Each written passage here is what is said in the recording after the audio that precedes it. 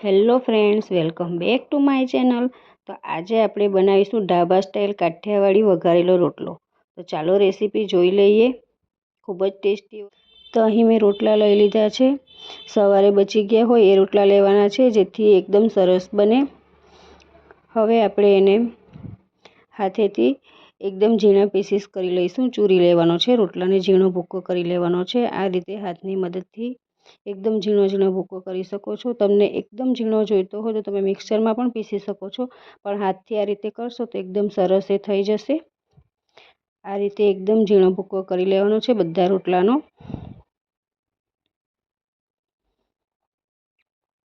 સરસ એવો થઈ જશે ચૂરો।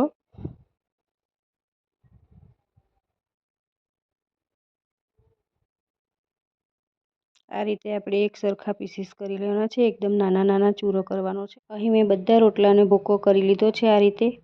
હવે આપણે એને છાશની અંદર પલાળવાનો છે। તો એના માટે મેં અહીં છાશ લીધી છે। રોટલો ડૂબે ત્યાં સુધી છાશ એડ કરીશું। 1-1.5 ગ્લાસ જેટલી છાશ એડ કરવાની છે।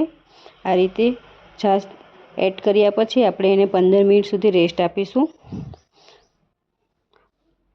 પલળી જાય સારી રીતે રોટલો, પછી આપણે વઘારીશું। 15 મિનિટ જેવું થઈ ગયું છે। રોટલો સરસ એવો છાશમાં પલળીને થોડો ફૂલી ગયો છે, એકદમ સોફ્ટ થઈ જાય છે પલળ્યા પછી। અહીં મેં ગેસ ઉપર કઢાઈ ગરમ થવા માટે મૂકી દીધી છે। કઢાઈ ગરમ થઈ ગઈ છે। હવે આપણે એની અંદર 3 મોટી ચમચી ભરીને તેલ એડ કરીશું। કઢાઈ ગરમ થઈ ગઈ છે। હવે આપણે અડધી ચમચી એની અંદર જીરું એડ કરી દઈશું। જીરું સરસ એવું થઈ જાય થોડું લાઇટ બ્રાઉન, ત્યાર પછી આપણે એની અંદર આદુ મરચાં અને લસણની પેસ્ટ એડ કરીશું 1 ચમચી। થોડો મીઠો લીમડો એડ કરીશું। અડધી ચમચીથી ઓછું હળદર પાવડર એડ કરીશું। અડધી ચમચી ધાણા જીરું એડ કરીશું। અડધી ચમચીથી ઓછો ગરમ મસાલો એડ કરીશું। હવે આપણે બધું સારી રીતે મિક્સ કરી લઈશું એને।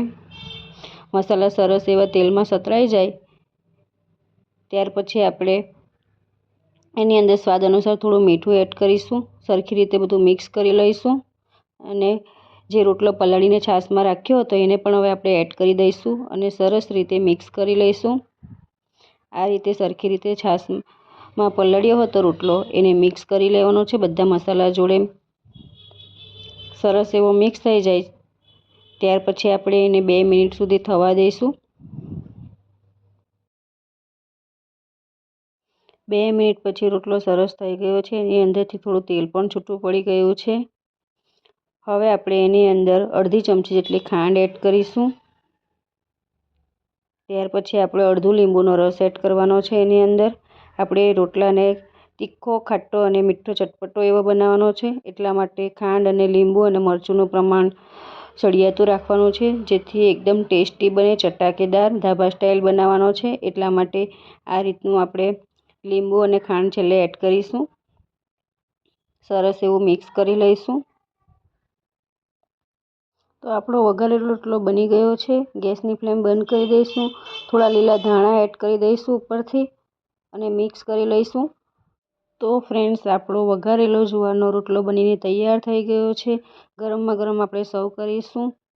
શિયાળાના સિઝનમાં આ રીતે વઘારેલો રોટલો ખાવાની ખૂબ જ મજા આવે છે। એકવાર આ રેસીપી તમે પણ જરૂરથી ટ્રાય કરજો, એકદમ ચટાકેદાર અને ટેસ્ટી બને છે। તો ફ્રેન્ડ્સ, આજની અમારી વઘારેલા રોટલાની રેસીપી તમને ગમી હોય તો પ્લીઝ મારી ચેનલને લાઇક કરજો, શેર કરજો અને સબસ્ક્રાઈબ કરજો। Bye, thank you for watching. ફરી મળીશું એક નવા વિડીયો સાથે।